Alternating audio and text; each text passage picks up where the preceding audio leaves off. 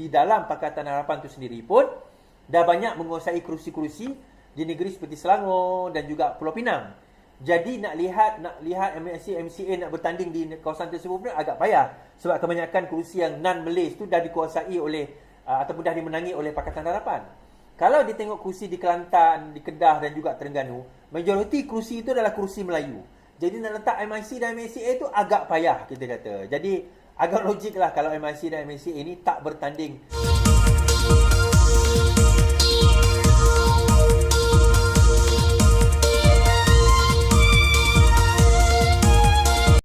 Tekan butang subscribe, like dan aktifkan lonceng. Kiranya ekspor lebih banyak daripada import, kita untunglah sebab mata wang kita tinggi. Tapi kalau kita import lebih banyak daripada ekspor, kita rugilah kerana mata wang kita tinggi. Macam itulah. So sekarang ini kalau ikut bacaan saya tadi, ekspor kita lebih daripada import saya. I might be wrong on this, tapi itu setakat bacaan saya tadi. So expect ada OPR akan naik, cuma mungkin dia akan kadarkan pada kadar inflasi supaya stable inflation baru dia akan naik. Stable inflation baru dia akan naik. Ataupun rendah inflation daripada biasa baru dia akan naik. Supaya nanti kenaikan itu tidak membebankan rakyat. Okey, habis dekat situ. Jadi kalau kita nak banding pun, US sekarang ni 5.25, Britain pun 5 berbanding 4.5. So naik-naik lebih tinggi kalau kita nak tengok macam tu lah. And that's why kenapa orang lebih berminat untuk nak beli mata wang dia orang berbanding dengan mata wang kita, disebabkan antara lain interest rate kita yang paling rendah lah, 3. Baik, habis cerita kat situ. Baru-baru ni cerita tuan-tuan. Ada seorang pemimpin PAS Kelantan lah, dia kata, punyalah ramai orang nak pergi, orang kata beli tiket nak balik ke Kelantan nak mengundi ni tuan-tuan. Tiket dah habis tuan-tuan. Tiket dah habis. Tiket kapal terbang kalau ada 1,000 tuan-tuan. Oh, dia punya gebang tu memang hebat lah tuan-tuan. Nak tunjukkan ramai yang orang akan beli. So, disiasatlah hari ni. Pengusaha ejen tiket bas balik PRN masih banyak. Pengusaha bas ekspres memaklumkan penjualan tiket bas dari destinasi seluruh negara ke Kelantan pada tarikh menjelang pilihan raya baru saja dibuka penjualannya hari ini. So kat mana yang habisnya? Pemilik konsortium E Mutiara, Cik Ibrahim Cekman berkata Cik Ismail berkata setakat ini syarikatnya membuka jualan tiket dengan kuantiti biasa seperti biasa. Bas seperti biasa. Undi tarikh balik mengundi kita mulakan jualan pada hari ini secara fizikal, talian atau fizikal. Secara atas talian atau fizikal. Tiket bas Mutiara masih banyak dari semua destinasi ke destinasi di Kelantan. Setakat ini kita buka jualan seperti biasa, membabitkan 15 buah bas dari Lembah Kelang dan masing-masing 4 bas dari negeri lain seperti Johor atau negeri dari utara untuk sehari, katanya. Ketika ditanya Malaysia Kini. Cik Ibrahim berkata pihaknya juga merancang penambahan jumlah bas sekiranya tiket sedia ada tidak dapat menampung permintaan pengguna. Syahir Cik Sulaiman sebelum ini mengatakan bahawa tiket dah habis. Terdahulu Malaysia Kini melaporkan ahli Parlimen Bacok Syahir Cik Sulaiman mendakwa tiket bas untuk pulang ke Kelantan sebelum pengundian 12 Ogos telah habis. Ini saya saja je tuan-tuan. Kononnya supaya dibeli cepatlah, cepat dah habis. Berucap dalam satu ceramah di Kelantan, dia berkata ia berikutan kegairahan pengundi Kelantan untuk mengundi di negeri yang dikuasai PAS itu. Syahir juga mendakwa tiket penerbangan Kota Baru telah melonjak naik setelah pengumuman tarikh pengundian oleh SPR semalam. Tidak tuan-tuan, tapi setakat saya cek tadi tak juga naik, harga sama je. Dia kata naik pergi balik sampai 1,000 tu tuan-tuan. Pergi balik sampai 1,000 tu dia kata. Tak tahu betul ke tidak kan. Okey. So yang setakat yang diperiksa oleh diperiksa oleh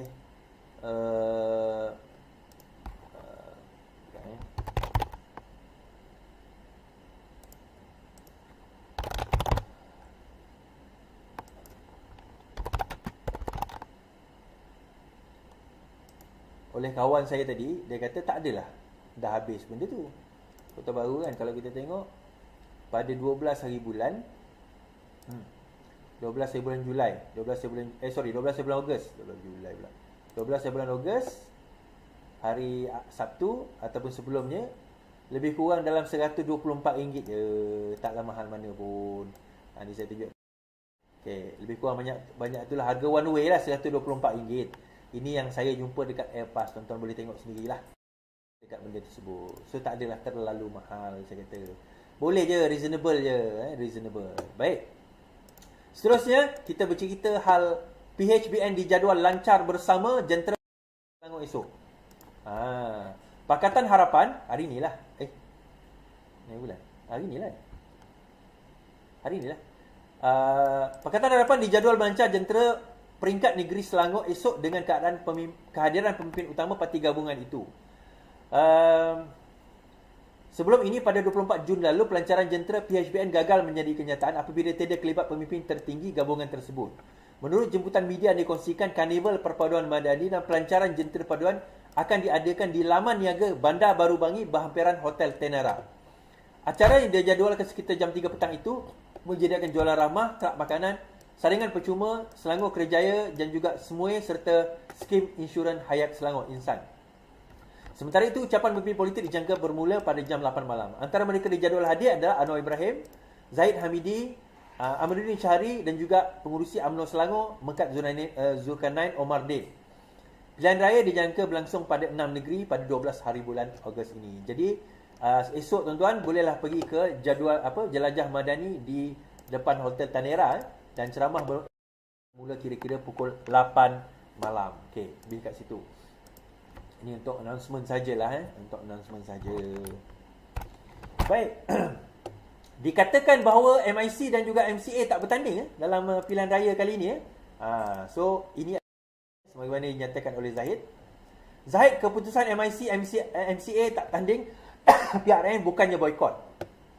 Pengerusi BN Ahmad Zahid berkata menyifatkan keputusan MCA dan MIC untuk tidak bertanding dalam 6 pilihan negeri ini bukan satu tindakan boikot. Ahmad Zahid berkata dia akan mendapat penjelasan pemimpin parti berkenaan dalam mesyuarat Dewan Tertinggi yang berlangsung pada 10 Julai nanti. Saya hormati pendirian kepimpinan dua parti itu. BN Dewan Tertinggi ada mesyuarat pada 10 Julai bulan, kita akan dapat penjarahan daripada mereka. Saya tak fikir ia bertujuan untuk pemboikotan. Wee Ka Siong berhubung dengan saya bagi tahu MCA akan tetap komited bagi bantu jentera BN di seluruh negara. Semalam MIC dan MCA membuat keputusan untuk tidak menyertai pilihan negeri yang bakal berlangsung pada Ogos depan. Menurut Syed Sogong MCA, Chong Si Woon, keputusan tersebut diambil setelah jawatan kawasan pusat itu bermesyuarat pada hari. Daripada segi gerak kerja sebenarnya kalau kita tengok pun, kebanyakan kerusi yang ditandingi adalah kalau kerusi Barisan Nasional pun adalah kerusi Melayu. So kerusi Melayu ni naturally UMNO akan ambil. Dan kalau kita tengok non-Malays, terutama non-Malays di dalam Pakatan Harapan itu sendiri pun dah banyak menguasai kerusi-kerusi di negeri seperti Selangor dan juga Pulau Pinang. Jadi nak lihat MIC, MCA nak bertanding di kawasan tersebut pun agak payah sebab kebanyakan kerusi yang non-Malays tu dah dikuasai oleh ataupun dah dimenangi oleh Pakatan Harapan. Kalau ditengok kerusi di Kelantan, di Kedah dan juga Terengganu, majoriti kerusi itu adalah kerusi Melayu. Jadi nak letak MIC dan MCA itu agak payah kita kata. Jadi agak logik lah kalau MIC dan MCA ini tak bertanding dalam pilihan raya kali ini atas dasar itulah antara pilihan utama. So kalau dia nak minta demand kerusi yang bukan Melayu itu pun kebanyakannya dah dimenangi. Jadi macam ni dia demand kerusi bukan Melayu dah pun dimenangi oleh kumpulan Pakatan Harapan sebenarnya. Jadi itu kita tak berasa pelik lah tuan-tuan. Jadi itu antara yang berlaku. Baik, tak habis lagi cerita muda. Kita nak buat cerita muda lah pula. Boleh tak? Now, Tok Guru marah murid, Syed Saddiq ancaman kaum agama Dr. Mahathir. Selepas itu Mahathir bantai Syed Saddiq bantai Mahathir. Hari ini Mahathir bantai balik Syed Saddiq semalam kenyataan. Dr. Mahathir Mohamad menuduh Syed Saddiq Abdul Rahman yang pernah dianggap sebagai anak didik bekas Perdana Menteri itu sebagai ancaman terhadap orang Melayu dan Islam. Ini setelah Presiden muda itu membidas Dr. Mahathir kerana mendakwa orang bukan Melayu mahu menukar nama Malaysia dan mempromosikan negara majmuk, sesuatu yang dikatakannya melanggar perlembagaan. Sementara itu Sultan Kedah pun memperingati kita supaya jangan lupa sejarah. Syed Saddiq suruh kita hapuskan sejarah bangsa dan agama kita. Dengan itu, dengan definisi Melayu sebagai orang yang bertutur dalam bahasa Melayu, mengamal adat istiadat Melayu dan agama Islam seperti yang terdapat dalam perlembagaan, maka kita semua tidak lagi jadi orang Melayu. Ini kenyataan daripada Mahathir. Dia kata politik Syed Saddiq, sementara Sultan Kedah pun mengerti. Okey. Dan Parti Muda membidas kenyataan Tok Mahathir. Muda mengangkat dan meraihkan kebahagiaan dan meritokrasi. Serangan ke atas bukan Melayu adalah serangan terhadap semua rakyat Malaysia. Okey. Itulah kesan apabila negara ini ditiras sebagai multiracial. Syed Saddiq okey, Melayu lain tak okey katanya. Syed Saddiq okey, kata bekas ahli Parlimen Langkawi itu. Pada ciapan di Twitter, Mahathir turut menyertai video Syed Saddiq berkata muda akan membawa generasi baru pemimpin Melayu. Ketika menghadapi pilihan raya umum, Mahathir kini berusia 98 tahun bersama Syed Saddiq dalam bersatu. Dan sebelum mereka berpecah pada tahun 2020. Ketika itu Mahathir menubuhkan pejuang, manakala Syed Saddiq menubuhkan muda. Pada hari lalu, muda bekerjasama dengan PH, manakala pejuang menubuhkan GTA. Sementara itu, dalam reaksi segeranya di sosial media, Syed Saddiq berkata apa yang dilontarkan sebenarnya ilham Tun Mahathir sendiri dalam Wawasan 2020. Cabaran wawasan pertama ialah untuk membina bangsa Malaysia yang bersatu padu. Betul. Dalam Wawasan 2020, Mahathir cakap macam tu. Perkara visi Tun suatu ketika dahulu, katanya. Saya komen sikit tentang benda ni, tuan-tuan. Yang pertama, jangan percaya sangatlah pergaduhan ini. Dia tak bergaduh pun. Okay? Itu untuk mengaburi mata kita. Itu yang pertama. Yang kedua, Mahathir dia pandai tau. So apa yang dia nak, tapi pandai dia pun dia lupa ini adalah zaman 2023. Ini bukan zaman tahun 2003 atau 1993 atau 1983 di mana dia boleh main sentimen ni dengan mudah. Kan dia ingatkan kita akan melenting satu hal lah kan. Dia akan ingat kita akan melenting, kita akan apa orang kata, apa ni? Kenapa Mahathir cakap macam ni? Ini 2023 lah baik Mahathir, kita dah tak termakan lah dengan sentimen-sentimen macam ni. Adalah yang bodoh-bodoh tu termakan dengan sentimen macam ni tu, kita faham lah. Yang bodoh dan bangang tu ada. Dia ada otak dia besar ni, dia otak dia kan. Ada. Tapi majoriti sekarang ni yang menonton saya, yang di luar sana, yang menonton saya kemudian, yang tak menonton saya pun, majoriti dah faham. Ini adalah permainan atuk untuk nak meraih undi, untuk nak, orang kata apa, nak kucar-kacirkan rakyat Malaysia. Yang pertama, negara kita adalah negara berbilang kaum. Bukan negara orang Melayu saja. Yelah, habis kalau Mahathir cakap macam tu, orang Iban macam mana? Bidayuh macam mana? Orang Ulu macam mana? Orang Kadazan macam mana? Orang Dusun macam mana? Orang Melanau macam mana? Nak aku teruskan? Kan? Orang asli macam mana? Orang Siam, yang orang warga Malaysia Siam macam mana? Nak aku teruskan? Dan dia sendiri pun, walaupun definisi dia boleh dikatakan dia adalah Melayu, tetapi Melayu pure tu dia bukan Melayu pure. Kalau kita nak bangkit isu tu lah tuan-tuan, dia bukan Melayu pure. Bapak dia pun bukan Melayu. Saya tak tahu mak dia lah kan. Tapi bapak dia bukan orang Melayu. Cuma menurut perlembagaan, ialah dia Melayu. Kita tak menafikan. Dia bertutur bahasa Melayu, dia beragama Islam, dia mengamalkan adat orang Melayu, maka dia anggap sebagai Melayu. Ya, kita tak menafikan menurut perlembagaan. Tapi dalam masa yang sama, dia juga telah menafikan perlembagaan. Iaitu Malaysia terdiri, artikel 1.2, negeri-negeri ini, dia sebut negeri Kedah, daripada Johor, Kedah, Melaka, Negeri Sembilan adalah Sabah dan Sarawak. Pun sebahagian daripada Malaysia. Jadi Sabah dan Sarawak ni bagaimana? Oh, dia nak deny China is. Okey, kalau dia nak deny China, dia kata, dia kena mansuhkan dulu apa orang kata multiracial di dalam hak warga negara Malaysia di dalam perlembagaan itu dulu. Sebelum nak denikan bangsa lain tu. Oh, dia bukan maksudkan, dia kata Melayu saja. Jadi maksudnya dia tolak semua bangsa lain lah. Itu poin dia. Tapi tuan-tuan, tak guna kita bergaduh dengan orang macam ni.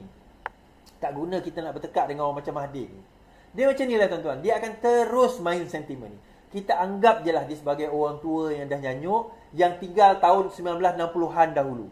Yang masih, orang kata apa, tertinggal di dalam kepompong racism dia, kepompong perkauman dia yang kuat. Biarlah dia tinggal kat situ tuan-tuan. Sekarang ini kita rakyat, kita kena fikir macam mana kita nak maju ke hadapan. Macam mana kita nak, apa kita tekan tadi? Macam mana kita nak maju ke hadapan? Kita sebagai rakyat kita kena fikir macam mana kita nak maju ke hadapan. Kita sebagai rakyat kita kena fikir macam mana cara kita nak orang kata apa, nak cari makanan untuk esok hari, macam mana kita nak majukan ekonomi, macam mana cara kita nak tambah pendapatan negara, macam mana kita nak tambah pendapatan rakyat, macam mana kita nak pastikan negara ini berada dalam keadaan kestabilan ekonominya, politiknya, tidak ada rasuahnya, dan kita kembalikan kegemilangan negara kita sebagaimana yang pernah berlaku tahun masa Anwar Ibrahim jadi timbalan Perdana Menteri dan Menteri Keuangan. Ni saya ceritalah masa Mahathir jadi Perdana Menteri dan Daim jadi Menteri Keuangan. Sebelum 1992, rasio hutang dan GDP kita sehingga 80%, tuan-tuan. 80%. Kita kehilangan bank seperti Bank Bumiputra. Kita kehilangan bank seperti Bank Bumiputra. Kita banyak skandal pada waktu dan banyak hutang. Debt to GDP ratio kita 80%. Bila Anwar Ibrahim took over sebagai Menteri Keuangan tahun 1992, komitmen dia yang pertama tidak menambah hutang baru. Komitmen yang kedua adalah membayar hutang-hutang yang ada. Bila kesan dia kita nampak, kita tak nampak 1993. Kita tak nampak 1994. Kita tak nampak 1995, tetapi dia mula nampak. Akhirnya kita nampak 1997 apabila debt to GDP ratio kita dari 80% dia turun ke 32% saja. Dan dalam pada itulah kita nampak bajet kita surplus.